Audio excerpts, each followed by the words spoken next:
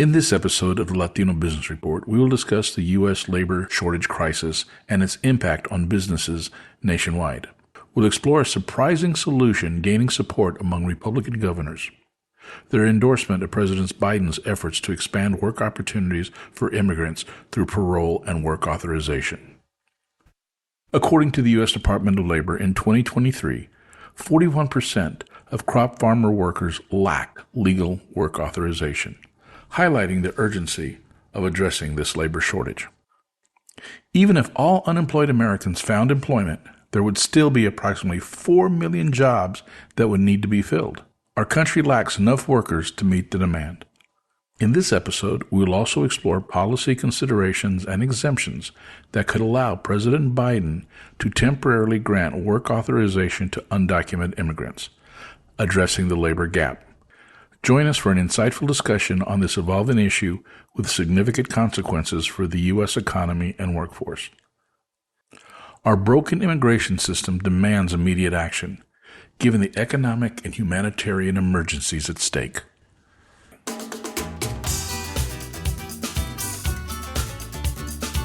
Welcome to the Latino Business Report. This podcast covers business, people, and issues of the day from a Latino perspective. The Latino Business Report is brought to you by TAMAC, the Texas Association of Mexican American Chambers of Commerce. TAMAC is the leading Hispanic business organization in Texas since 1975. Now for your host, J.R. Gonzalez. And welcome to another episode. Folks, today we're going to be talking about something that's out there that a lot of people are seeing every day, and that is lack of employment. We don't have enough people out there to fill all the jobs available in this country. It is becoming a problem. It's becoming a problem for multiple reasons. One, a lot of your favorite places, restaurants, stores don't have enough employees. The supply chain is being disrupted. And the fact that we don't have people working to fill the slots, pick the crops, build the buildings, pave the roads, take care of the hotels, take care of whatever needs to be taken care of is problematic. There's an organization that is addressing that specific issue, and especially next month in November, they got a big thing happening in Washington, D.C., and that organization is the American Business Immigration Coalition. And with that, we have two gentlemen here with us today, and the first one I want to introduce is Juan Carlos Serna. Juan Carlos, how are you doing today, my friend? Good morning, JR. Thank you so much for having us on the show. I'm doing well. I was here on the show to talk previously about DACA, but now we're talking about something much bigger than that, which is the need for workers for our entire country. And Juan Carlos, would you mind introducing the other person on the show with us today?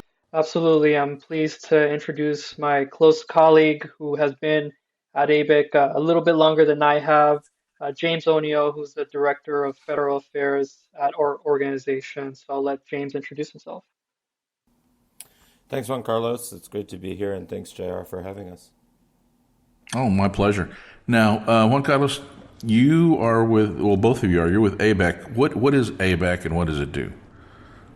For your listeners, ABIC stands for the American Business Immigration Coalition. It's a bipartisan coalition of more than 1,200 employers and business leaders in 19 states, including Texas, North and South Carolina, Illinois, California, New York, Idaho, Utah, any state that you can name, you name it, we are there. And our mission is to promote common sense workforce and immigration solutions that will grow our economy and that will provide employers with the workforce that they need for their companies to be successful.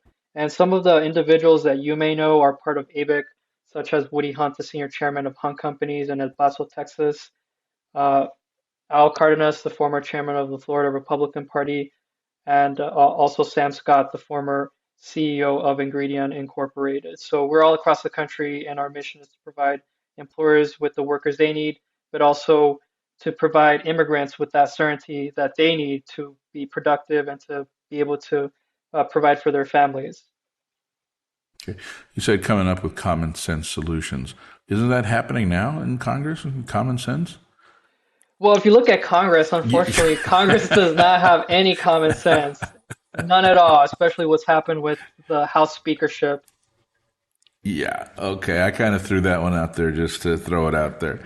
Let's kind of roll up our sleeves and get into this a little bit. James, can you tell us about What type of shortage are we actually facing in this country right now when it comes to employees? Yeah, so according to a United States Chamber of Commerce report from last month, if every single unemployed person found a job today, there would be about 4 million jobs left over unfilled. And so that gives you a picture or a piece of the picture of the problem that we're facing. It is in every industry. Most folks that I know, their favorite restaurant has changed hours or is seating fewer people, or they're seeing longer wait lines because of a staffing shortage. Folks that are building new homes are finding that it's more expensive and taking longer because there aren't the contractors to complete the work. Folks in big cities are probably experiencing more potholes because there's not the folks to fill in the potholes and build our infrastructure. In farm work, we are seeing prices of agriculture goods go up. And this month, the United States, for the first time in history, is slated to become a net importer of food as opposed to a net exporter, meaning we're relying externally for the food that Americans need to survive. So the consequences are drastic, and the consequences are being felt in every single sector of the economy. James, let's back up a little bit. So the reason that the United States is now having to import food is not because we can't grow it or provide it. We just don't have anybody to go out in the fields and work the fields or pick it. That's right. I mean, if you ask any farmer in this country, they'll tell you we have the best soil, we have some of the best growing conditions possible. But the reality is that when labor is an issue, when you can't find labor, you do one of two things. You have to get out of farming, or you have to plant a crop that's less labor intensive. And so more folks are switching to row crops, and more farmers are switching out of specialty crops. Fewer farmers are growing vegetables, tomatoes, and apples. Fruits and vegetables are very labor intensive crops. Livestock is very labor intensive. So you see folks getting out of that kind of farming and switching more to row crop farming. So if they're getting out of that farming, that means we have to import those products. That's exactly correct. And is the cost of importing, I would assume that the cost of importing that produce or those products is going to be higher than us actually producing them here in the U.S. That's correct. And it's not just a cost issue either. The United States has some of the strictest food safety standards and food growing conditions. Which they should. Exactly, yeah. We have some of the strongest worker protections when it comes to our farm workers in the United States when compared to other countries. So, this is an issue on multiple different fronts. When the food is being grown outside the United States, we can't ensure its safety in the way that we can ensure it. We can't ensure the safety of the folks that are picking it the way we can in the United States. So it's a multifaceted problem, and the labor shortage is at the center of all of it. Okay. I know we've always been kind of short on labor, but why the big influx now? Why is there just such a huge void in the labor market? I'm happy to jump in on that one, JR. In regards to why is there such a influx on, immigrants from across the world and across Latin America, it's because across Latin America, you're seeing authoritarian governments in Venezuela, Nicaragua, and Cuba, and migrants are coming from those countries to the United States to work and to provide a better future for their families. Add to that the rise of corruption, of violence across that sector of the world, and you have this perfect storm for migration to the United States of people coming here to work. They're not coming here for handouts. They're not coming here because, they just want to take a vacation in the United States or they want to change the country's culture. They're coming here to add value to our country and to our economy. And so you have immigrants already here in the United States who've been here an average of 10 years or more, in some cases 20 years, who are an example of what immigrants are able to provide the country when you allow them to come to the country and to be in industries like construction, like agriculture, like hospitality. They add to the needs that we have as a country. I mean, somebody has to construct the roads, somebody has to take care of the elderly, and somebody has to pick the crops, like James says. So there's a mismatch between this country's policies on immigration because it's mostly about enforcement. They just want to enforce laws at the border. But then on the flip side, there's no legal pathways for people to come into the country. So what you end up getting is people piling up at the border trying to get in, going through the dangerous trek, the dangerous journey from Latin America through Mexico, which has cartel-based violence and corruption, to the border. So that is the mismatch that we have: is employers here in the United States needing all these workers, but migrants unable to legally get work permits to work for these employers. So we need to change our country's immigration system in order for this match to align between employers and workers. But unfortunately, Congress, as we already alluded, hasn't done its job and has not updated our immigration laws. And that's why we're asking President Biden to expand work authorization and parole for immigrants who already live inside the country but don't have work authorization, and to migrants who are newly arriving at our southern border. Okay. For those that have actually lived in the country for a number of years, and you gave the example of 10 years, I mean, Juan Carlos, they got to be working somewhere. I mean, it's probably off the books, working, getting cash, maybe not paying taxes. I mean, you have those folks, and even though with that number of people we already have in the country, we still have a labor shortage, right? Absolutely. I'll just give you an example here in Texas where you and I both live. So yes, immigrants are working in Texas. There's 1.7 million people without an immigration status. They are working in some of the key industries that are the fastest growing, such as construction, in infrastructure, and in healthcare. And they are paying taxes. In fact, they pay over $3.8 billion in local, state, and federal taxes. All of those are going to airports, to our roads, to our schools. But guess what? Not a single cent of that, they're not getting that back in Social Security because they don't have Social Security numbers, so they can't access those benefits when they retire. At the same time, these immigrants, they have a spending power of $32.2 billion. That's money that's being ingested and going into our economy. So that is the spending power, the consumer power that we're seeing. And back to your question about why there's still a labor shortage. Here in Texas, we have over 745,000 unfilled jobs, as reported by the Bureau on Labor Statistics since July. So 745,000 open jobs. Compare that to the number of undocumented immigrants in Texas, which is 1.7 million.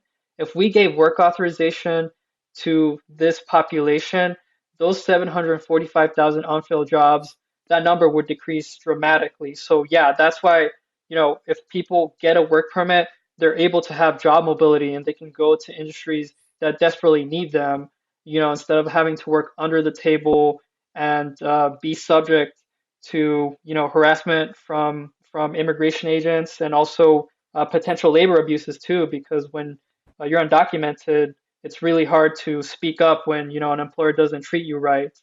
We all know that, most employers are good, but there are some bad apples too out there who also, abuse and take advantage of undocumented workers. So we need both. We need both, immigrants to have legal work authorization, so employers don't have to face that choice of having to employ undocumented people. Yeah, it can be very abusive. I know of cases where somebody will employ a bunch of undocumented people, work them for 2 weeks solid, just working them to the bone, and then on payday call immigration on them so they don't have to pay them. And it's just terrible. James, let me ask you a question. You got a lot of folks that are going, we need strong borders, we need to protect the borders, we don't need all these undocumented people here. But how would you respond to that? We absolutely need folks here. We keep coming back to this very real problem. Part of the reason the labor shortage is so drastic today is because of COVID. Everybody, not by choice, had to leave the labor force, except for a key number of folks in essential jobs. Essential workers were able to keep their jobs and continue working, but a lot of people exited the workforce. Some by choice, and a lot of them, by the circumstances. Our employment participation, our labor participation, hasn't yet recovered even from before the pandemic. So there are fewer people working today than there were before the pandemic. There's been mass resignations. There's been a swath of early retirement. Baby boomers are getting to the age where they're starting to consider retirement. And so we do actually need more people. If we're going to solve the labor shortage, we need to be bringing people in. The numbers just don't add up. As I mentioned, if every unemployed person got a job today, there's 4 million open jobs. To me, that suggests we need to add at least 4 million people. A minimum, because I'm sure that all the people that are unemployed today, not all of them want jobs either. That's right. Yeah, not everybody is looking to get back into the workforce. So as I'm talking about the consequences of the labor shortage, those are consequences that we get to avoid. There's a great benefit to the American people when we solve this problem. Prices go down. Availability of our agriculture goods in grocery stores goes up. The cost of building a new home goes down. Wait times go down. Availability of your favorite restaurant, right? All of those things are the benefit of expanding work authorization and getting those folks parole so that they can be legally working here. Now, I understand that. And a lot of folks out there are experiencing the immediate consequence of that labor shortage. But what does it mean for our country, James or Carlos, who can ever answer this, if this goes on, if we have this shortage for another 2, 3, 5, 10 years, what's that going to do to our economy? What's America going to look like 10 years from now if this labor shortage continues? I'm happy to jump in on this one.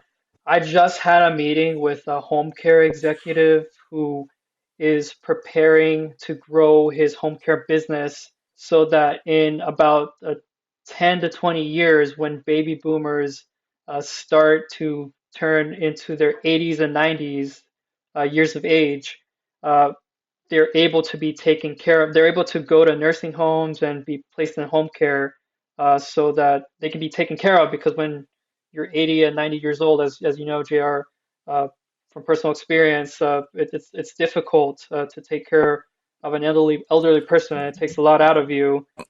Wait a minute, Carlos. You're saying from personal experience? Are you saying I'm 80 or 90 years No, old? I'm not saying that, JR. I mean, I just okay. know you've spoken in the past about a situation you had with your family. So Yes. so you understand that it's in the Yeah. Latino culture, we tend to take care of our elderly, of our grandparents, but it's also very common in the United States for Americans to put their elderly in home care facilities where they're better able to be taken care of. So this home care executive is preparing for an avalanche, a tidal wave of people, of baby boomers turning 80, turning 90 years old 10 to 20 years from now. And guess what? We don't have the necessary labor force to be able to take care of all of these future baby boomer elderly who will be needing to have good health care, who have the need for nurses to take care of them.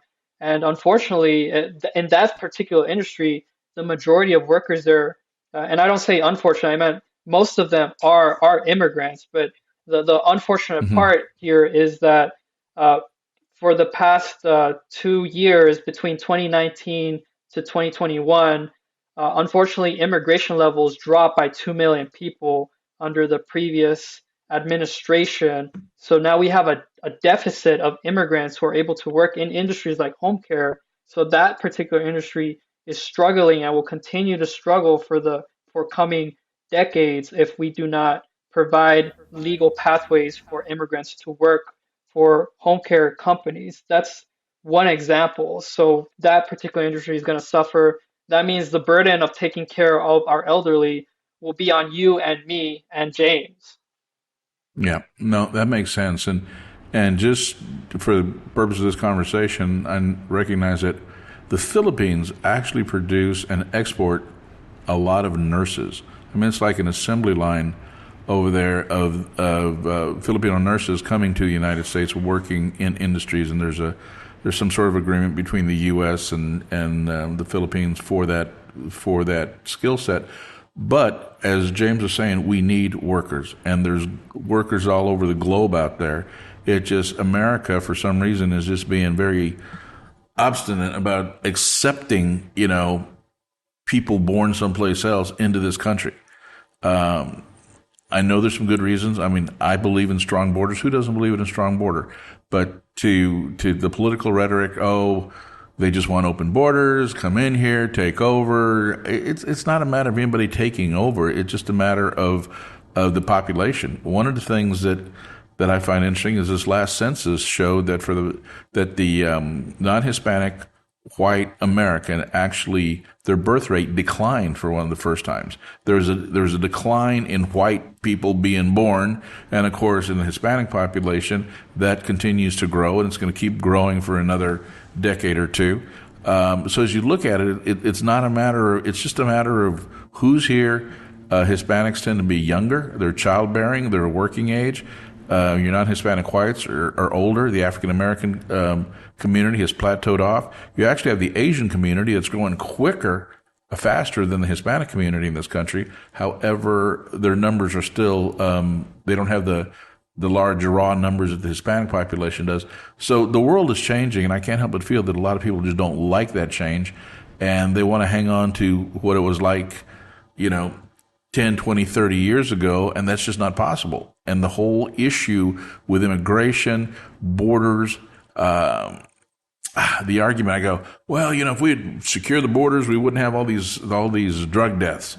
It's supply and demand. They're coming in here. Nobody's putting guns to people's head and say, take this fentanyl, take these drugs, and then have a possibility of overdosing. So, I mean, it happens. But let's look back, and James, maybe you can attest to this a little bit.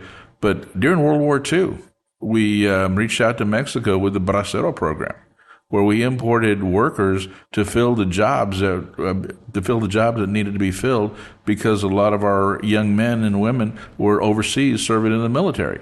So, is there a possibility for some sort of, along with this parole thing that you're talking about?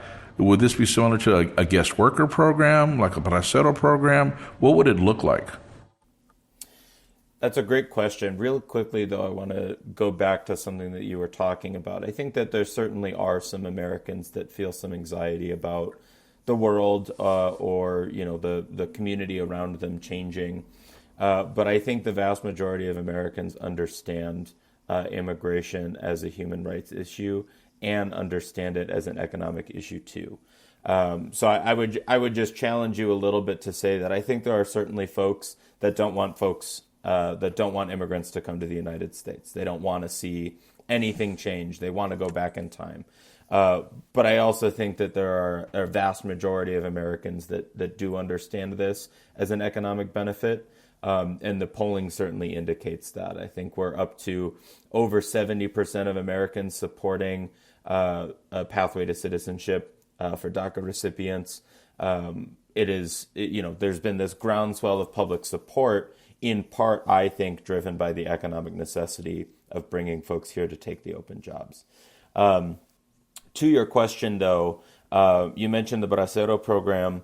It is true. I think that speaks to the fact that all of the systems that we have in place that allow or disallow certain folks to come to this country to work are all a product of our policy. In the past, we have had individual policies that have worked to a certain extent, right? The Bracero program was successful.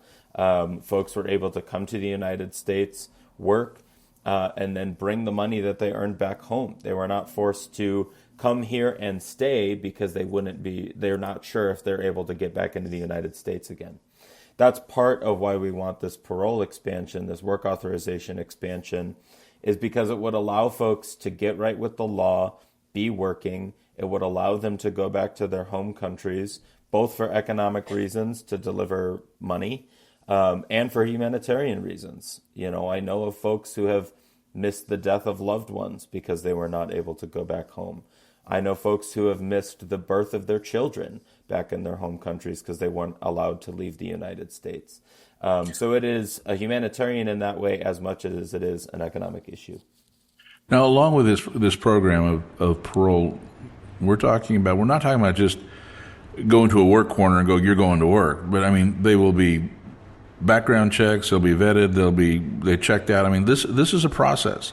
It's just not getting anybody who comes in the country goes, okay, we're going to give you a job. There is an actual process to the program to make sure that they, don't have a criminal background, that they're, I'm not even sure what all it entailed, but they will be vetted properly. Yeah, I mean, it's just really disturbing to, it's like cutting off your own nose to spite your face. I mean, if there is a need, if not only from a humanitarian side, but from an economic standpoint, businesses cannot sustain themselves. I mean, right now they're having a hard enough time keeping the doors open, much less growth. To grow, you have to have more employees. I mean, there's a huge employee shortage out there. This economy is not going to be able to sustain itself. It's going to end up imploding. Especially here in, not only in the States, but Texas, we got a great economy. And I really believe that a lot of the reason we have such a good economy is because of our proximity to Mexico. And whether like it or not, there's a lot of Latino labor here, and the fact that there are a lot of undocumented folks working. At least they're working. They're working, adding to the economy, staying out of trouble, doing what's necessary. Another fact, too, and just the fact that I found the other day that I thought was interesting, between the years 2020 and 2030, between 2020 and 2030, that decade, 78% of all new workers in the workforce will be Hispanic. 78%.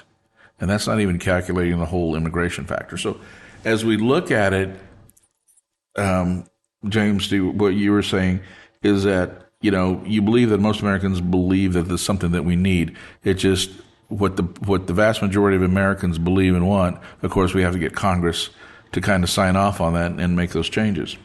James, you said 70% of Americans support having, like, the DACA recipients and other people giving them a pathway to citizenship. Did I hear you correctly? I would have to double check the exact number, but I've seen polls with that number. Around 70% are supportive of DACA recipients getting a pathway to citizenship.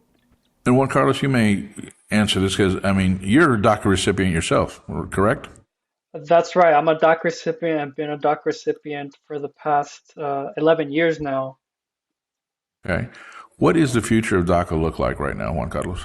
Yes, the future of DACA is not looking so great. So I've been on your show previously talking about how there's a lawsuit against the DACA program, and it's a program that, as I've mentioned before, helps protect individuals who came to the country as children and currently don't have an immigration status, and that's people like myself. And that program is looking like it will be going to the U.S. Supreme Court of the United States as soon as 2025. And we know, based on the judge's previous rulings, that we don't expect the DACA program to survive. And I think a great reason why it's good to bring up the DACA program is because I'm an example, and the DACA program is an example of what immigrants can do and how immigrants benefit the country when we're able to legally work. Because before DACA was created in 2012, I was undocumented, just like over 1.7 million Texans who don't have immigration status. I couldn't legally work, I couldn't legally drive, and I was constantly looking over my shoulder, thinking about whether I would be deported or not, or whether the next encounter with law enforcement would be the last time I got to see this country and my family. But once DACA was created in 2012, I was finally able to feel confident and free to pursue my career. I was able to become a public school teacher thanks to a DACA work permit, and I was able to really be more comfortable in my own skin and to live my life freely. I was able to travel to places that I've never been able to travel before, such as the Texas-Mexico border. I love going to El Paso, love going to Laredo and the Rio Grande Valley, but that's not something that 1.7 million other Texans are able to do because they're constantly afraid of deportation. So that is why we need President Biden to enact work authorization expansion and allow this population to have that ability to have more mobility, not just job wise, but also geographically, being able to move for another new job, which is a common theme in America, is people moving for opportunity. And like James says, it benefits the country because of the labor shortage. Right now, employers can't find workers, and it helps increase public security as well, because when you have a population that is not afraid to report crimes in their communities, that makes our community much safer. So DACA is just an example of what we can do. And if the president decides to enact this program, that benefit will multiply many, many times over for the And it's country. the same respect. And then on the flip side of that, we have a labor shortage already. And if DACA were not to be upheld or something worked out, how many people are on DACA program nationally?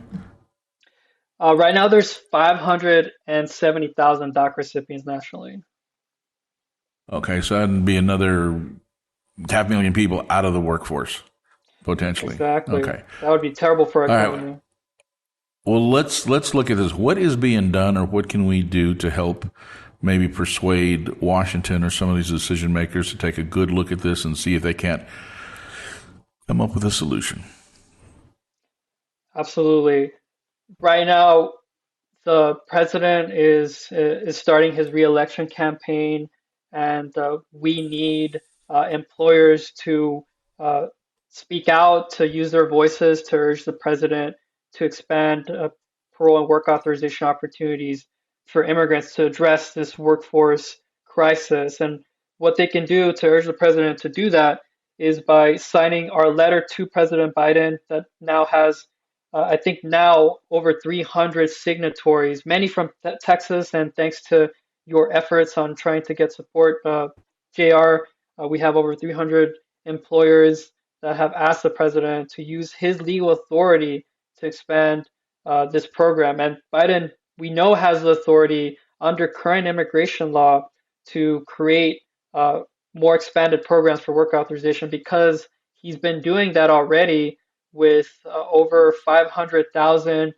immigrants from Venezuela, Nicaragua, Afghanistan, Ukraine, Haiti, and Cuba. These immigrants have been coming to the country legally. They haven't had to take the dangerous journey through Latin America and Mexico to come legally to the United States and get a work permit. Over 470,000 of the 500,000 I just mentioned, they now have a work permit and are working in critical industries that face labor shortages, including manufacturing, healthcare, and retail.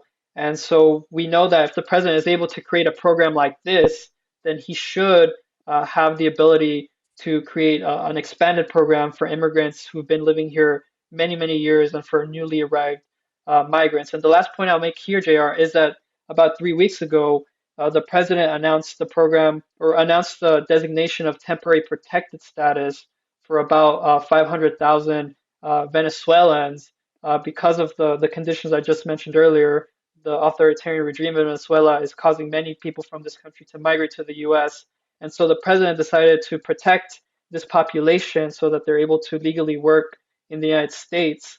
So if the president is able to designate temporary protected status for Venezuela, why can't he do it for Mexicans?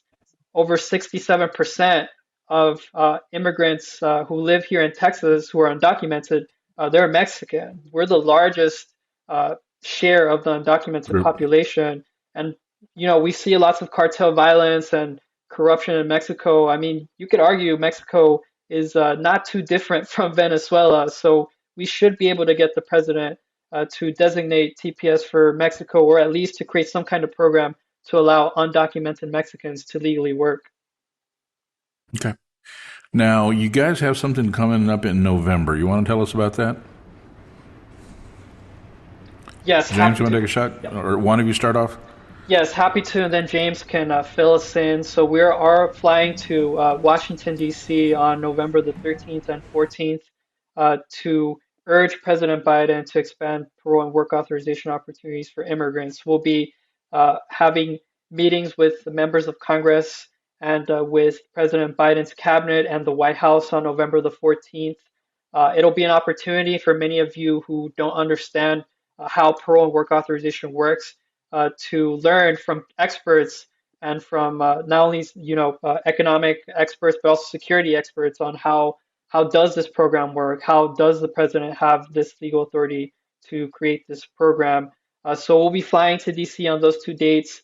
We're so fortunate to have Tamak on board for this summit, and it will be the start of a big campaign that will culminate hopefully next year to try to get President Biden to announce this program, this expanded work authorization program before next year's election. Because to be honest, JR, President Biden needs something like this. He needs to do something like this because he's not doing so well with Latinos and with Mexican Americans. If you look at the polls from 2020, Mexican Americans, 6% less Mexican American voters voted for President Biden and Democrats over Republicans, because Mexicans and Mexican voters are fed up with both parties and with Democrats too, because they haven't delivered work authorization or any sort of path to legal status for immigrant workers. So that is why we're going to DC in November. And James can tell you all about the many folks that are coming from all across the country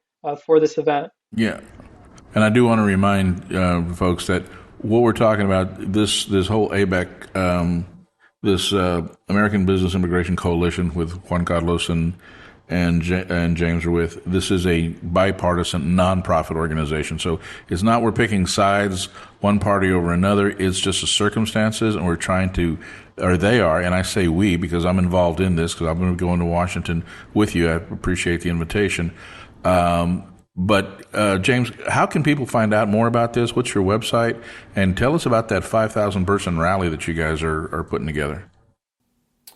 Yeah, so you can find our website at abic.us, which will link you to our C4 affiliate ABIC Action, where you can find all the information about the rally. But as Juan Carlos said, it's going to be the 13th and 14th. November 13th is focused on trainings, keynote addresses, panel discussions to really get everybody on the same page about parole, what the program is, how it can benefit the economy. And then on the 14th, all those legislative meetings that Juan Carlos talked about and meetings with administrative officials. I would also add to that, though, that the summit is sort of an exclamation point to a series of actions that are already happening throughout the country in support of this program. Just this week, there will be events in Michigan and Chicago of various organizations looking to support this work authorization expansion. There's going to be events in Utah and Colorado, in Wisconsin, all leading up to that November summit.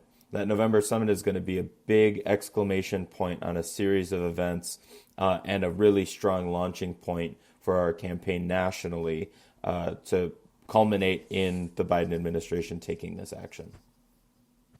Now, you say your website, ABIC, that's abic.org.com.net. What is it? .us. .us. So it's abic.us. That's correct. People can go to there. And this 5,000 person march, that's going to be on the 13th?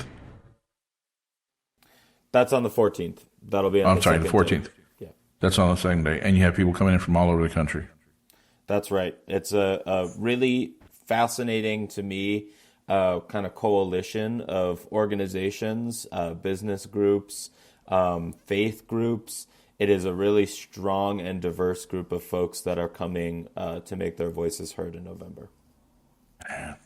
Marching on Washington. In the 60s, I was still too young to do that, but now, as Juan Carlos said, now that I'm in my 80s and 90s, I can probably get permission and go up there and march on Washington. Guys, I will be with you in Washington, D.C. I look forward to it. And I want to thank both of you so much for taking the time to be on this podcast. My name is J.R. Gonzalez. You've been listening to the Latino Business Report. And I encourage you guys, go to the ABIC website. Check them out. If you have any questions, go to LatinoBusinessReport.com. There's a way to communicate with me directly. I will answer any questions. And more importantly, I hope to see you in Washington, D.C., and let's make a change. Let's get the attention of Congress and the president, and let's get some of these folks working so our favorite restaurant can be open not only a little bit longer, but that we could do what's right from a humanitarian process and to make sure that our strong economy stays strong by having the workforce that we need. Guys, have a great day. Amen. Thank you, JR.